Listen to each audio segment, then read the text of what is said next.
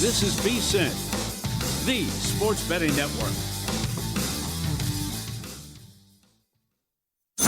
This is Money Moves on VSiN, the sports betting network.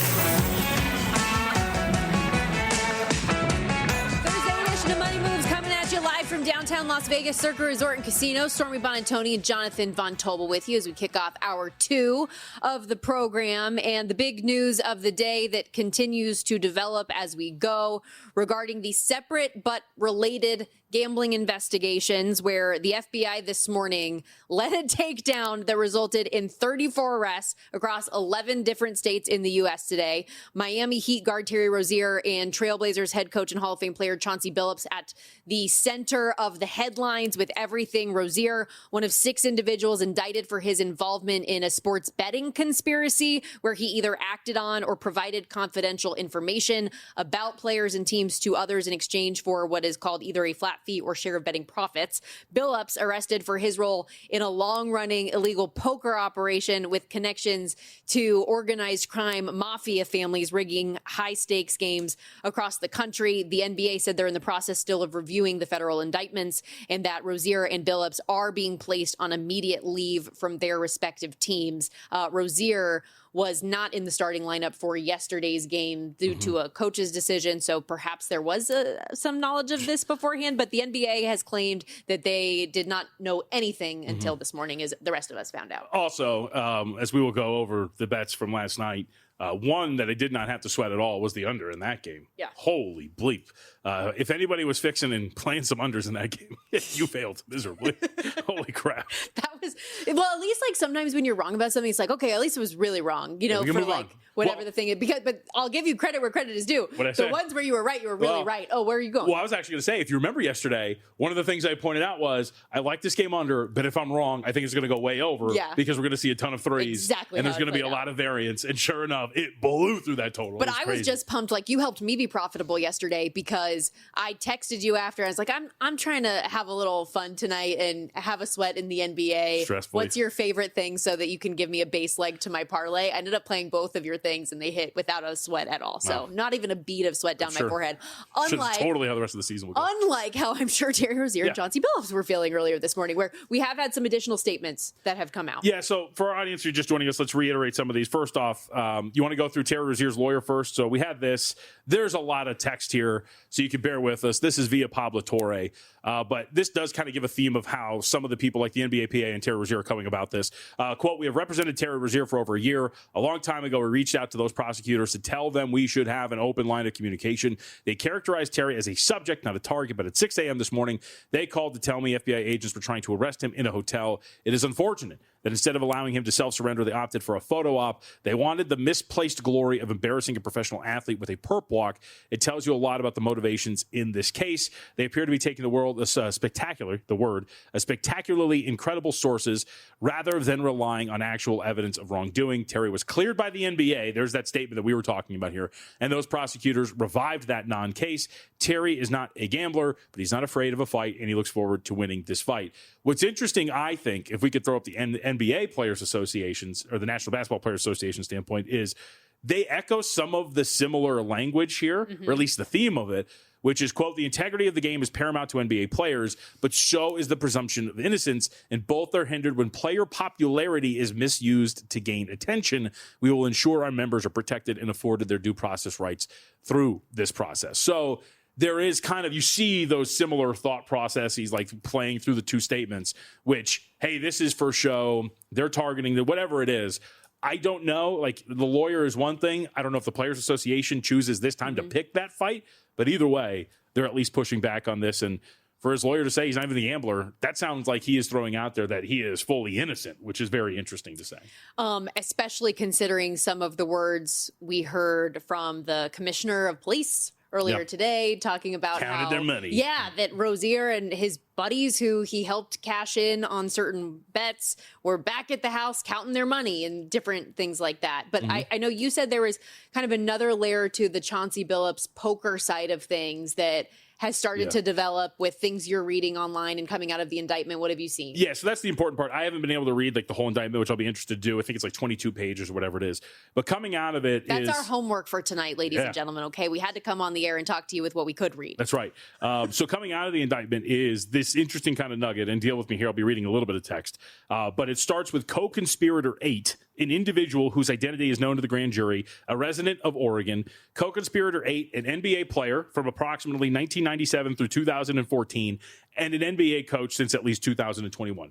That is Chauncey Billups. Like, I love in indictments when they do this and they give you like every possible detail. You're like, okay, like that's Chauncey Billups. We know who that is. That was his career. We love deductive reasoning. Yes, he's a coach, whatever. The reason why this matters is, to this point, it's been slugged, and we've even said it, that Chauncey Billups is just tied to this poker thing, where it's just he's what do they call him, the face, and then they get the fish face in. Card. Yeah, a face card. Then they get the fish in, and then they dupe him with the poker thing. But according to the indictment here, March 24, 2023, Portland Trailblazers playing the Chicago Bulls. Prior to the game, Trailblazers 32 and 40, 10 games remaining. They're out of contention. Prior to that game, co-conspirator 8, who is very likely Chauncey Billups, told the defendant, Eric Ernst, that the Trailblazers were going to be tanking to increase their odds of getting a better draft pick. Co-conspirator 8 told Ernst before the game, or before the news was publicly announced, that several of the Trailblazers' best players, including player 1, individual whose identity is known to the grand jury, would not be playing in the March 24th game. The information that the Trailblazers would be tanking, not playing player 1, not available to the public. And then prior to that game, Eric Ernst provided this non-public inside information to the defendant, Mars Fairley, so that Fairley could place fraudulent wagers on the game and share the profits with Ernst. In exchange, Fairley ultimately promised to pay Ernst at least $5,000 if the bets against the Trailblazers cashed. So, in other words, if we're right, and it seems likely that Chauncey Billups is co-conspirator 8, that does tie him to the fixing of results as opposed to just the poker. Which I did think was interesting for a number of reasons, because in a lot of the initial reports, there is talk of overlap for a couple people. Damon Jones was the only one that was kind of by name as involved in both, but we knew there were 3. So with the assumption that as all of this goes down, do we think he's one of the 3? Or is he in addition to, and they just aren't naming him? Well, what I'm more curious about, so there's that, but like with Billups in general and with this, because I was texting about this with Kelly and Zach as this came down, which was we could assume that he's part of it, or as I responded, just to play devil's advocate, you could make the case that Billups did not willingly share that information because he wanted it to be fixed. Mm-hmm. He shared it, as we're talking about with Jones in the case of LeBron. Right. Just sharing it with people who he assumes to be friends, and then that information subsequently being used to fix games. So there is that where he is still like in the realm of just the poker. Here's the thing, though. When you tie yourself up with nefarious characters, and then something like this happens, like I know in the court of law that doesn't really hold up in terms of, sorry, man, like you've dug your own grave here, but at least in terms of the court of public opinion, he's going to be tied to this now going forward. And I know we keep mentioning Damon Jones. If you're not familiar with the name, former Cavs player, was an assistant coach. He was an unofficial assistant for the Los Angeles Lakers back in 2022-23 when he allegedly was involved in this portion of the scheme. He provided inside information about, per The Athletic, Jones texting one of the betting ring members before a Lakers-Bucks game in February of 23, where he told people to bet Milwaukee after learning that LeBron would sit out with ankle soreness. This was before the injury report came out, and then it was a level playing field and numbers change. And you even were doing some digging, I believe, on like the odds movement that day. So I went back to, because Wager Talk does keep, you can look back at like sports odds histories and whatnot, and they're archived, like the actual screen. You can go back to that day. And it opened up 5.5. I was just curious, so I went back, opened 5.5, closed 8.5, 9. So we did see that movement. Now, obviously, that becomes part of the information that eventually we learned LeBron was not going to play in that game. But you did see that move, so you do wonder the exact timeline of when that started to happen. But just to give us a sense, for those who don't remember, it was a 5.5 point spread. Ended up closing up 8.5 or so with the news that he was going to not play. It's worth pointing out, this I don't really think has anything to do with it, but since everybody's kind of getting into the groove of things, the NCAA has released a statement as well. Because again, for those who weren't with us earlier, those who don't know, because it was kind of buried, athletes in the NCAA starting November 1st can wager on professional sports. They did release a statement, quote, "We are grateful for federal law enforcement's efforts to stamp out illegal sports betting. And this is from the commissioner of the NCAA, am proud that the NCAA continues to have the most aggressive competition integrity policies in place. The association has and will continue to pursue sports betting violations using a layered integrity monitoring program for over 22,000 contests. But we still need more states, regulators, and gaming companies to help in this effort by eliminating risky prop bets to reduce opportunities for manipulation." Yeah, as you know, my other job as a college football reporter for ESPN, we do a college football seminar prior to the year every year, and Charlie Baker is often one of those voices, or whomever in the past has been the NCAA president. Very anti-sports betting with regard to collegiate sports. So I could see this as being one of those days where he was very happy to be able to make a statement. I'd also say, and I think you speak for you as well here, is, again, eliminating the prop bets is not the problem. Or it's not the solution. There we go. Prop bets is prop bets aren't the problem. Eliminating is in the solution. There you go. And it is worth noting, we don't have time to play the soundbite here as our time is winding down a little bit. But one of the follow-up questions as part of the briefing about the indictment and the arrests and everything that came through this morning was the U.S. Attorney Joseph Nocella being asked if more people were going to be arrested, if that was something that was on the horizon. And he essentially said, like, it's ongoing. So we're going to see there could be more that comes out of this. As of today, it was 34 separate individuals who were arrested. Very noteworthy that Malik Beasley, who has been somebody who is under investigation for a sports gambling issue as well, has not been named, has not been arrested. But and that with the caveat of yet, we'll see what still might be to come with this. And for those maybe who don't remember the context, remember that Malik Beasley was a free agent after a career year when this comes down. So he missed out on a very big opportunity to get some money, which is why not only in terms of just being named in this in the grand scheme of things matters, but for him personally it matters, considering he was set to make a life-changing amount of money. That said, ladies and gentlemen, I don't know if you know this. Now is the best time of year for bettors. A regulated book? Right? At a regulated book. Check this out. Boomer Sportsbook bringing you all of the action. Football, hockey, basketball. Code VSiN250 when you sign up. You get a $250 bonus. Must be 21. Get this. Terms and conditions apply and bet responsibly. Who'd have thought? We'll be right back. Did you know your credit card points and miles can lose value to inflation? Credit card companies often reduce the redemption value of your points and miles. Now imagine a credit card with rewards that can grow in value. With the Gemini credit card, you can earn Bitcoin or one of over 50 other cryptos instantly with no annual fee. Every swipe at the store or gas pump earns you instant rewards deposited straight to your account. Plus, sign up now for a $200 Bitcoin bonus to kickstart your rewards. Visit Gemini.com/card today. Check out the link in the description for more information on rates and fees. Again, if you're looking to invest in Bitcoin but don't know where to start, the Gemini credit card makes it easy.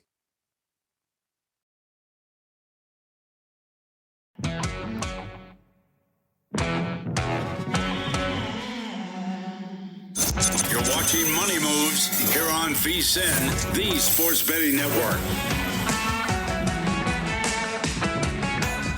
All right, how crazy is this that it is already week 9 of the college football season? Yeah, how are you feeling? I told you recently, have a better tie to this because you have to leave every Thursday or Friday. It's I'm at like a weird point in the season right now where my body is just fatigued. But this happens every year around October, early November. And then I feel like once we get to the holidays and conference championships and bowls, I get like a second wind. I wish it would come now, though. Like I need to be more energized, but I'm at kind of like my lull in the season. So hopefully I don't have weather again this week in Salt Lake City. 2 weeks ago when we were in when we were out there for the Utah game, it was just raining cats and dogs, and I'm headed back there this week for their game against Colorado. So usually weather is a big part of my mood too. I need sunshine to thrive like a flower. Really? Yes. I'm a big, this might surprise you, I'm a big cloudy rain guy. That's, oh God, you're like Eeyore. Not really, because it makes me happy. I don't just sit there like, I enjoy it. I frolic. And this week I feel like in college football is kind of a weird week as well in terms of the game options and betting options. Do you feel that way at all? Yeah, it sucks. Okay. All right. I wasn't going to go that far. Well, I love college football. We're still all going to be locked and loaded and watching. One beautiful part of what my schedule is like for calling college football games on ESPN is that more often than not, I do the West Coast night game. So I get to watch a good bit of college football during the day, which I really do enjoy. So there are a few I'm interested in. And I know there are a few that you specifically called out as well. So let's kind of go through some of the ones that caught our eye. All right, you go first because I've closed the rundown on accident. Okay, well, this might not interest a lot of people because the spread's 25 and a half points. Here we go. But I'm a little intrigued by this UCLA-Indiana game. I know that it's been a Cinderella story for the Bruins for 3 weeks and that everybody thinks this is the week that it's going to crash down, and it probably is. But when you're giving me a team total of 13 and a half points, I don't know. Do we not think with the way that they have changed plans offensively and that Nico Iamaleava has seemingly found his footing, that we can't get 2 touchdowns? I mean, I'm just more curious. Is Newhouse? Is he just like? Is he constructing a mutiny here? Is he the head coach? Every time I see a clip of this team, it's him. Isn't it Skipper who's the head coach here? Look, I understand the temptation of going in on this team. Look, they have shattered expectations. I'm not taking 25 and a half points. I'm just saying team total 13 and a half. Asking for Do 2. we not think this offense can score 2 touchdowns the way that they have changed their operation? I mean, the case that I was going to make the case for you. I was going to not that I necessarily agree, but I would say to your point, they have shattered through expectations since everything has gone down for this team. You go back over their schedule and what we have seen from them, obviously getting the win over Penn State in the fashion that they did, in the massive letdown spot going out to Michigan State the next week and still not only winning outright but winning comfortably, and then coming back home in a tough situation to still get a win over Maryland. Those are spots where generally in college football, like spot-wise, you would assume that you're playing against them every single time, and that just hasn't been the case. So to your point of just exceeding market expectations, they've done it to a very wide margin the last 3 weeks. Why would the assumption then not be that maybe the market's too low on them again? Listen, I know Indiana's run defense is amazing and all of this, and they are, and they're great, and they're going to win this game at home, and they're going to win it probably by margin. But 2 touchdowns, I think we can get there. So that's one of my best bets this So week. you wouldn't use UCLA in a contest? I don't think so. Okay. Even with the big spread. There are actually 2 games I was looking at with big spreads. The other one I don't have a bet in. What is it? But I am just curious your opinion on it. Texas Tech laying like 35 or something against Oklahoma State this week. Because Oklahoma State has already been on the bad end of one of these games. Yeah.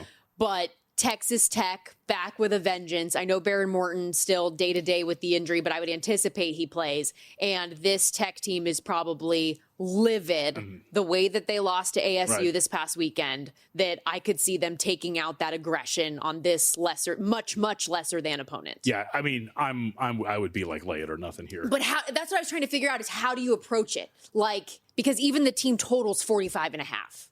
So what is the way to do it? Is it a first half? Is it a first quarter? Is it a live bet? Like, how do you approach Texas Tech? Or you just lay 35? I was going to say, what if the number, it's 37 and a half now, but like, what if the number's too short? Because here's the thing. It's going to get ugly. I think it could be bloodbath material. Like, offense aside, this is one of the best defenses in the country taking on what is the worst offense in the country. I mean, across the board, if you look at the advanced metrics, the category in which Oklahoma State ranks the highest is 3rd and 4th down success rate at a whopping 117th in the country. That's their best overall metric that you can point to here for this team. So I'm not one that's thinking that this offense is really going to do that much against a team that in this, if we're using just the same parameters of where do they rank the worst, they are the worst on, let me see this here. Sorry. Expected points added per pass. They are only 14th in the country. So this defense, I think, is just going to be able to suffocate the worst offense in the country, arguably. How are they going to get there? So to me, if you were going to do it, I wouldn't be surprised if it gets ugly, if you get a big number. To your point, if there's some sort of bloodletting aspect to this, I think that's why we're up to like this 37 and a half, 36 and a half. I mean, again, 35 is a key-ish number, even though you're hitting that high. It's just that's one of those key metrics when you talk about the way this game is scored. And this market is clearly just, nope, we're 37 and a half across the board. And even from an against the spread standpoint, You look at Oklahoma State, 1-6 ATS, and they've been getting a lot of big numbers, and they've been getting torched. So, okay, let's get some of the games that you were high on. Where are you looking? Yeah. All right, let's go to a couple of these. Let's see. You want to go with the big one, or do you want? Well, actually, no. Let's go here. All right.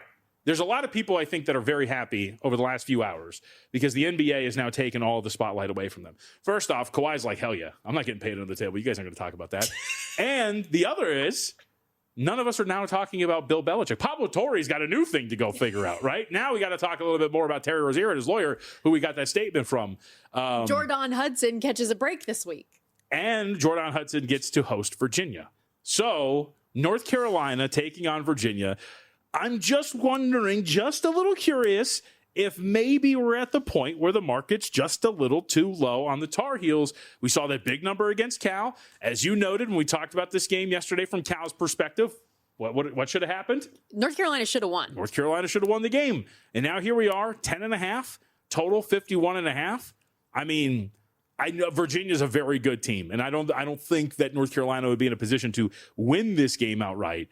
But catching that key number at home with the hook, and you've kind of at least shown a little bit more fight here, and that was a tough cross-country trip to go take on that team. Now you're back at home against Virginia? Come on now. My only thing we'll say You're going to trust Virginia to laying follow 10.5 up on the road, this is that for Virginia, coming off the Washington State game where they played so bad, I can imagine this as being like this is a get-right opportunity for us. Prior to the Wazoo game, we had back-to-back games that went to overtime or double overtime. We need to win a game. We need to win a game in margin.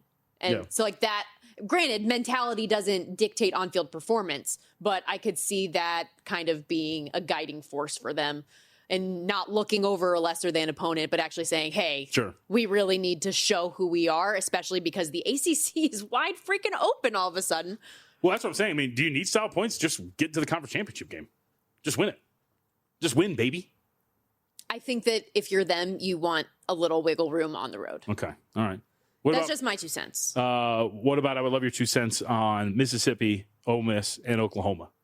This is, I mean, what do we talk about all the time? It's like the great units going against each other because Oklahoma. Strength on strength? Yeah, or the immovable object and unstoppable force. That's kind of what it feels like with Ole Miss's offense and Oklahoma's defense. Sure. So I mean, I've been on the Ole Miss train for a while, but this was a stay away game for me because I just couldn't get there. Well, it's funny you mentioned that, and so I'm glad you brought up the immovable object versus unstoppable force. On the other side, it's movable object versus stoppable force because Oklahoma's offense stinks, and so does Ole Miss's defense. Dude, the numbers since Mateer had surgery compared to who he was prior to in the season are stark. I mean, even just for the season, I think Mateer had been kind of getting away with murder a little bit here in terms of just putting the ball in danger, kind of some of the YOLO stuff, whatever it was. And you can score at will on Ole Miss's offense, on Ole Miss's defense. So you wonder if, limp noodle versus limp noodle, what's going to come out here in the wash when you look at OU offensively versus Ole Miss defensively. I mean, for example, for audience, for those who don't know them off the top of their head, this is the 102nd ranked rushing offense in Oklahoma versus the 125th rushing defense in Ole Miss. So what wins out there when one team can't run the ball but the other can't stop the run? I'm very interested to see how this goes. And it was just kind of leading me to, I know the market's kind of betting this up, but I thought under was kind of a curious play, 52.5, maybe betting it under. I trust Oklahoma defensively. The offense, though, stinks. So maybe this is somewhat of a low scoring game, but wanted to throw that out there. I will for sure say, I think you would have been in agreement with me if you had a contest play. For sure, San Diego State's going to be part of that, right? Oh, yeah. Actually, when we come up in our next segment, we'll hit on a couple more college football games, but also our best bets for the day. I made it official. So San Diego State, -3 against Fresno State is one of the plays. And we will ride together. We ride on into the sunset. As we discuss all of this stuff, though, with college football in the NFL right now, up on VSiN.com, the Opta player projections are better than ever. And with the NBA season officially tipping off, we're offering a limited time free preview of our NBA player prop projections as well. We do have an NBA doubleheader tonight that JVT will give his thoughts on that and more as we wrap things up next.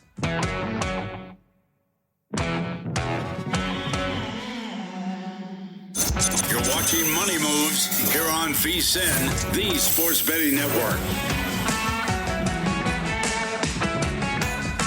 Back here on Money Moves, VSiN, the sports betting network. Stormy Buonantony, Jonathan Von Tobel with you. busy news day with everything that is going on off the court in the NBA. Of course, Terry Rozier and Chauncey Billups among the 34 individuals arrested this morning. But we have so much to get to in the world of actual sports betting with games upcoming. And to help us kind of dive into both layers of this, excited to have Jeff Erickson join us as he always does on a Thursday. Senior editor over at RotoWire. You can follow him on X at Jeff_Erickson. He joins us here on the Progressive guest line. And especially because what we do every week, Jeff, when you come on the program is we're breaking down NFL props for Thursday Night Football, the Sunday weekly card. Like, how are you feeling about kind of the war that's been waged on props and all of the news of the day? Well, this has been an ongoing thing, right? You know, we saw with the Raptors earlier when they had that scandal. We saw Emmanuel Clase earlier in the summer with the Cleveland Guardians, along with Luis Ortiz, the starting pitcher version. So this has been building. I think it's good that we can catch these guys. I mean, that because it's legalized, because it's all state to state and Vegas obviously as well, that we have a way of catching a little bit better as opposed to offshore, as opposed to, you're a guy on the corner or whatever, that this is a lot better way of staying on top of it, because the gambling's going to happen. I could do away with the micro betting. I really don't need to have a bet on each pitch. I think that's silly. But here we are. And I think it's great that it got caught, but there's going to be some blowback for sure. And I wouldn't be surprised. It makes it harder for a state like California to pass any sort of legalized sports betting, considering the climate out here is already difficult enough. All right, let's go to tonight then, Thursday Night Football, Vikings and Chargers. What do we have thoughts on here from a player prop standpoint? Anything? Man, this is tough, actually. I think this is one of those games where I'm having a hard time getting a good handle on things. I will say I really like what Jordan Addison did last week against the Eagles. I think he's been looking pretty good so far since coming back. I like the over 56.5 receiving yards you can get over at DraftKings on him. I wouldn't probably go on touchdowns, as we saw with the Vikings in their red zone woes last week. Trying to capitalize on that and thinking you can cash in a touchdown might be a little bit more difficult. Looking ahead to the Sunday card, I know you always come locked and loaded with so many different angles and approaches, but we were talking earlier about all of the quarterback situations that are a little bit in flux. Obviously, yes, tonight we know Carson Wentz is going instead of J.J. McCarthy, but Jaden Daniels is going to be out on Monday. What's the status of Lamar Jackson? From your perspective, handicapping some of these games and some of the potential prop betting opportunities, how do you approach those situations on a week-to-week basis? It's tricky. I rank it for fantasy every week, too. I have something I call the value meter, where I rank players by position for the given week. And when you don't know when certain players are going to play, it's tough, or you're trying to handicap how they're going to do, maybe especially if it's their second game played. Like we saw with Jake Browning, looked fine against the Jaguars. Maybe a little risky, but, got the production. Then it was just awful after that there, and trying to kind of guess on that is tough. Then we got the tricky Jets who won't tell us whether it's going to be Taylor or Fields starting there. Yeah. Get every advantage I can, I guess, if you're an 0-7 team. But, good for you on that. But and the problem is, though, like, you can't find player props on that game as much. Like, I really, really want to go find a Mason Taylor receiving yards prop, because we talked about last week how bad the Bengals are about defending tight ends. But there's nothing out there right now. So I'm just kind of twiddling my thumbs waiting on that one there. I have a little bit of distrust on the Bengals being a favorite, but it's also really tough to kind of rely on the Jets offense to be able to do it. It's the resistible force versus the movable object in the Jets offense versus the Bengals defense. Wow, third reference of that phrase here on the show today. We used that a lot when we were talking about the Ole Miss Oklahoma game last segment. All right, let's maybe this is a similar answer then, but we were just discussing, so her 49ers taking on the Houston Texans. We have a lot of injuries at the wide receiver position for Houston. Can you parse through any of this to find something for the Texans pass catchers? I liked what I saw out of Jalen Noel in the Monday night game. Now, I was on Higgins, unfortunately, in a couple of my fantasy leagues, just because we saw so many wide receivers getting knocked out. There's some gnarly lineups out there. And, Noel's going to get picked up in a lot of places. His prop at BetMGM is only 30.5 yards. So see that Dalton Schultz would be someone I'd want to be on, except he was limited in practice yesterday as well. So it's tough to be on that. He had 9 catches on 10 targets last week against Seattle. I think Shanahan will, and Saleh will scheme it up, though, to make it really tough. I mean, the Niners pass rush, if it's anywhere as good as it was on Sunday night, we've got the sieve-like Houston offensive line, and that could be a disaster for the Texans. Jeff Erickson, RotoWire, joining us here on the Progressive Guest Line, talking NFL props and fantasy leading into the Week 8 card. Of course, Thursday Night Football tonight, but a full slate of games. Too many buys for our liking when it comes to the fantasy world, but it is what it is, and we'll get some good stuff. As you kind of went through, and I know it's still early in the week, so the full prop board market isn't fully expanded yet, and it will get later on in the week. Anything you really liked that's already available or are planning to target as we get closer to Sunday? Yeah, absolutely. I'm looking at that Atlanta-Miami game. Bijan Robinson's the obvious one. I think the less obvious one is Tyler Algier, who gets his share of carries even in a normal game flow. But if the Falcons are playing with the lead, as many tend to expect, this is a great opportunity to capitalize on him. And I know in fantasy, even he's a kind of a bye-week desperation play. He might be more than that there.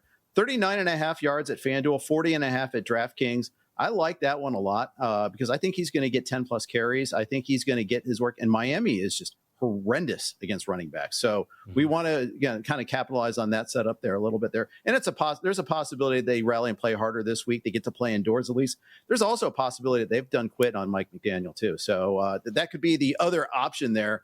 And if that's the case, Atlanta, who's much better at home, will have a good time. All right, I've been singing the praises of Dave Canales and this running attack. They get statistically a very bad rush defense, but how do you think they're going to handle this two-headed monster? We were watching this on Sunday together. I mean, like, how are we not going to say, you know what, Chuba, sorry, man, but we got to go in another direction. Dowdle's our guy. I agree. And more, at least, maybe a 60-40 split at least, something of that nature. Now, I think Chuba is the bigger threat in the pass game, and that might be one of the reasons why. And because it's kind of almost a telegraph. Hey, we got Dowdle in there, we're going to run the ball. Or as opposed to we got Chuba in there, we can run or throw. I think that might be a factor there. If Carolina's playing from behind against Buffalo, then that changes the decision tree a little bit there. That's something to watch for a little bit. But yeah, Buffalo has had a lot of big injuries on defense, and that's been hampering their ability to stop the run. But even in week 1, when they were relatively healthy, Derrick Henry ran all over him. That was Henry's best game of the year. So, yeah, you want to use your running backs against Buffalo. Want to see more of Dowdle again. He's still got 90-plus yards against the Jets, so we like seeing that. So, yeah, I would like to see that quite a bit. I'd also, in that game also, I'm kind of intrigued to see what Ted McMillan does. Doesn't have an elite corner shadowing him like he did last week in Sauce Gardner, at least before Gardner got concussed. I didn't have anything. What? We got caught up. We were doing in-studio signals, as you do every once in a while, and I confused Stormy Buonantony. Oh, I'm sorry. With some of the things that I was signaling. No, sorry. Yeah, I thought you had a follow-up, so you were going to ask another question. My bad. One game I was curious about, and I know you brought up the will he, won't he, Tyrod Taylor, Justin Fields, but on the other side of that game for the Jets and Bengals, it's still Joe Flacco going. They are a 6.5-point favorite against the Jets. And we've gone back and forth on this game a lot because it doesn't feel like the Bengals should be that big a favorite against anybody, but it's also the Jets and they're so bad. So we're pulled in a lot of different directions. How do you see that game? Yeah. So one thing I noticed is when Taylor was in there, the receivers were getting open a little bit more often. The deeper, or at least maybe he was seeing them. The problem was he couldn't get it to them. He was underthrowing balls left and right. And it's not like Alan Lazard is going to moss somebody for a ball. He could not win the battle on that flea flicker that was woefully underthrown. Next play, there was an interception in the end zone when it was to Josh Reynolds. And that's kind of the problem. Garrett Wilson hasn't practiced this week. I don't think he plays. It would be a whole lot of a different decision if it was Garrett Wilson playing, I think.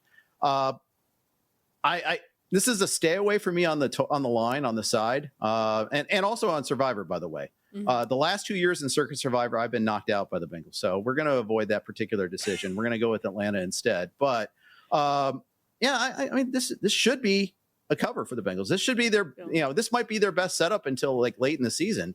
So if you're so inclined, go at it there. I'm just not going to do it myself.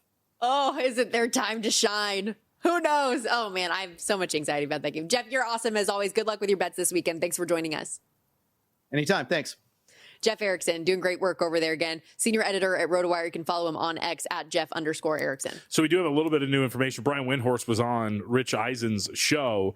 Was asked about the connection now with Chauncey Billups starting to emerge in this indictment. Quote, Damon Jones, Chauncey Billups use their positions as coaches of teams to tell people who may be available. What appears to be Damian Lillard and LeBron James, potentially also Anthony Davis. I'm not 100% sure on the players. To the follow-up from Windhorst, from Eisen to Windhorst, clarify, Billups' alleged involvement goes beyond poker matches. Windhorst, quote, yes. So Billups is in both of these things. So what we were reading into earlier Yep. was accurate, according to ESPN's Brian Windhorst. Yeah. That's big. Well, and I think he's just reading into the indictment as well, but maybe he's also talking to people around. So Sure either he way, is. it does look like Billups is not just involved in the poker scandal as it was initially presented kind of by the press conference we watched earlier today. Well, they kept on using the phrase like Wait, he wasn't named as one of the defendants. related, but Yeah. yes, Yeah. exactly. So we'll have a follow-up to that when we come back, as well as breaking down our best bets for the evening and JVT's thoughts on the NBA doubleheader we have coming up tonight. Don't go anywhere.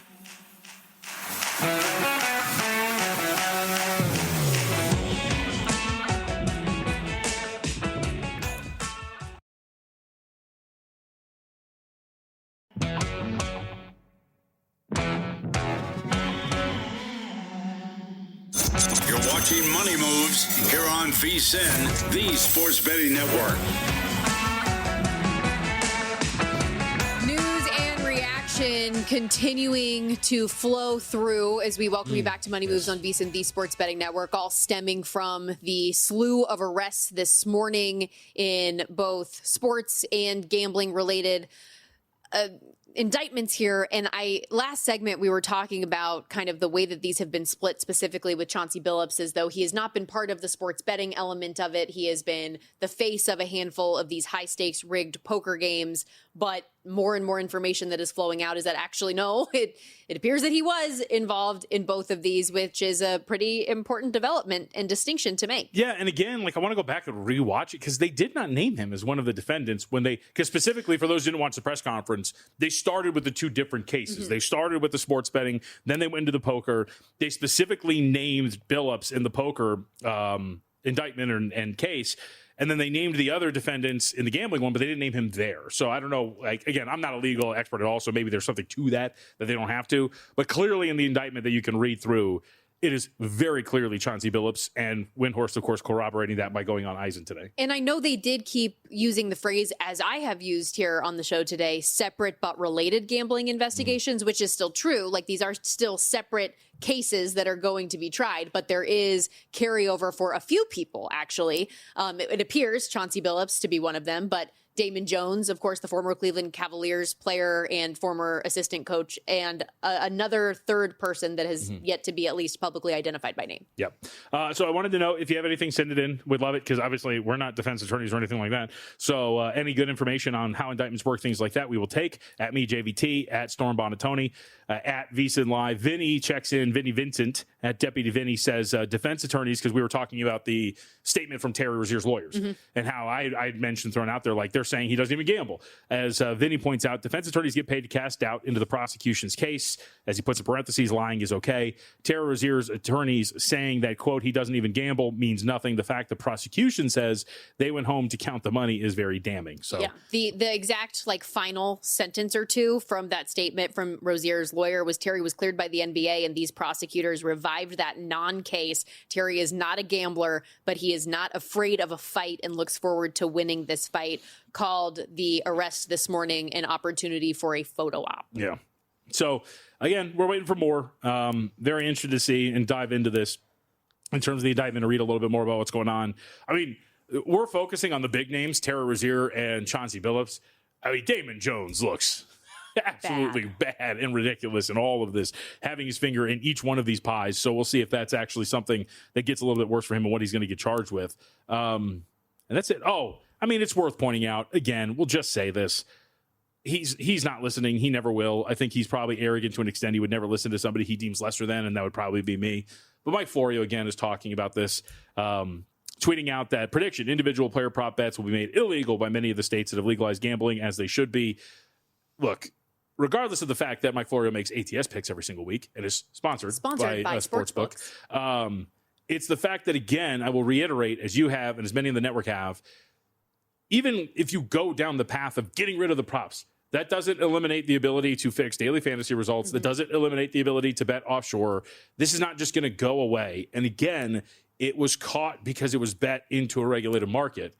That matters. And it is it is foolish and I think somewhat disingenuous on Florio's part to continue to try to push your own narrative here, regardless of the facts that are present. Mm-hmm. And I think that's stupid and it's annoying. And I think it's, I don't know, not dangerous because that's not dangerous, but it's a ridiculous thing to try to push out there when this was caught for a very specific reason. And again, like the sports books being able to flag that suspicious activity, those guardrails that are in place are the reason why they're able to have this information available to them. The things that bother me about, and I guess it's Florio in this specific example, but people like Mike Florio as well, that are so combative about sports betting and the product and constantly criticizing that the leagues have their hands in the pockets of the sports books and vice versa, yada, yada, yada, is when it's so hypocritical and you're doing it too. And you're damning sports betting and then tossing to your picks ATS presented by whomever.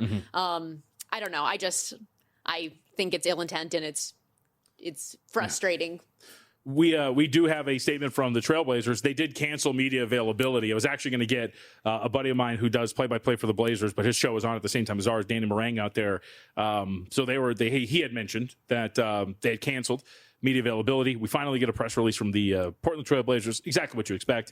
Quote, we're aware of the allegations involving head coach Chauncey Billups and the Trailblazers fully cooperating with the investigation.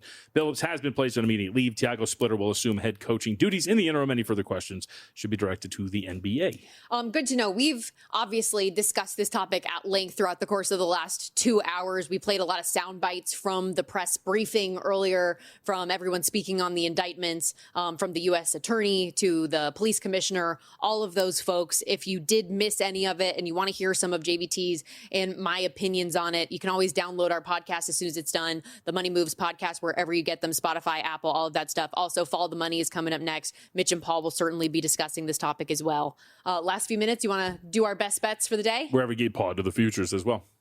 God, it doesn't. I'm going to mention today. Every time we mention a podcast, does that have to be brought up? It's got to be. Got to pay the bills. He was criticizing me, by the way, for doing a read that will play in some of our podcasts when you had the audacity to say you don't even have a podcast. We do. Oh yeah, we do. I thought you were going to mention something else. Yeah. Oh, what else? I mean, you're critical of me for many things. No, I mean, I readily admit I got irritated today because you were recording like a billion promos, and I was like, we have to get ready for a show, an important one at that. It was. But it's your fault. The criticism wasn't directed at you. It was one promo I read twice. So that seems a little melodramatic. That said, let's get to the best bets.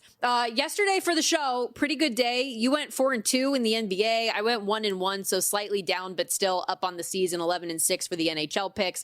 Both of us up for the season all together, which is great to see. How are you feeling about the NBA tonight? We do have a doubleheader. Anything you ended up playing? So, all right. I was texting our buddy Chris Passero about this yesterday. There is not much statistical backing here. Okay. There's 2 games. There's not much going on. And I feel like it's worth trying this out. Indiana is playing Oklahoma City tonight. It is obviously a rematch of the NBA Finals, as we saw just a few short months ago. Oklahoma City, coming off of the double overtime win in prime time against Houston, now has to hit the road to take on a team that's licking its chops for revenge. You're going on the road in a big, emotionally charged spot. Obviously, we all remember what happened in Game 7. If there was a spot this year that is better for Indiana, I would love to be shown for it. This is a pure psychological, situational, let's just throw this out there and see if they can do it. Wes Reynolds does this a lot. He'll probably have actual data if you want to hit him up at Wes Reynolds 1. But the early season angle in the NBA, the playoff revenge angle, playing on teams that were eliminated or playing against the team that eliminated them in the postseason prior, it's kind of a little bit of a revenge spot. You get charged up for it, whatever it is. So that falls into that category as well. So let's do it. Indiana plus 7.5 at home against Oklahoma City. We also do know, and it's worth pointing out. Go ahead, I do love that you said, let's do it, because that's exactly what you said about a half an hour ago as you were going through and like, okay, I'm going to put this in the best bets folder. You go, let's do it. Yeah, that's right. But yes, that, and we should also note, of course, no Jalen Williams. Alex Caruso is not playing tonight, concussion protocol. Lugan Stortz was on the injury report, but he is going to play. So it's just kind of a thin team, tough situation. Let's go Pacers. We both also have made it official. Yep.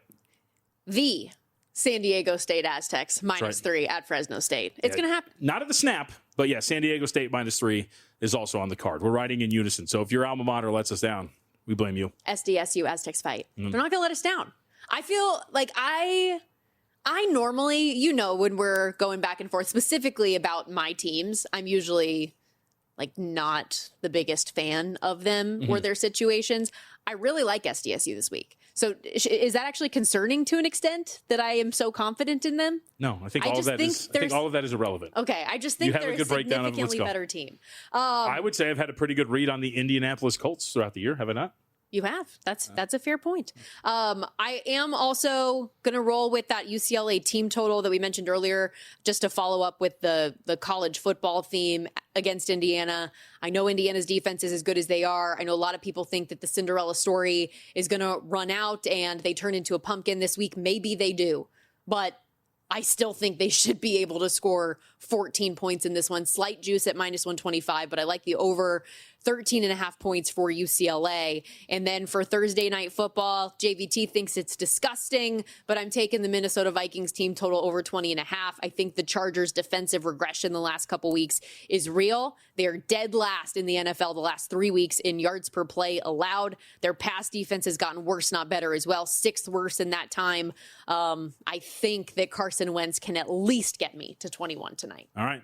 Everybody, say goodbye to Stormy. Where are you going again? Goodbye. I'm going to Salt Lake City this weekend, Colorado at Utah, nightcap on ESPN. Should be a pretty fun one, actually, I think. I will say I enjoy doing the show with you since I moved on here. But again, I'm not your secretary. People can stop asking me every weekend where you're at. Oh, is that a tweet you got or something? It's every if I run into people, whatever it is, it's, where's she at this weekend? I'm like, ask her. Well, I will be on the show tomorrow for approximately 15 minutes. There we go. So that's good. I'll chime in. We'll give out a couple more best bets. I stretch that out to 30. Some NFL stuff I want to share. But thanks, everybody, for hanging with us. Coming up next, Follow the Money with Mitch and Paul.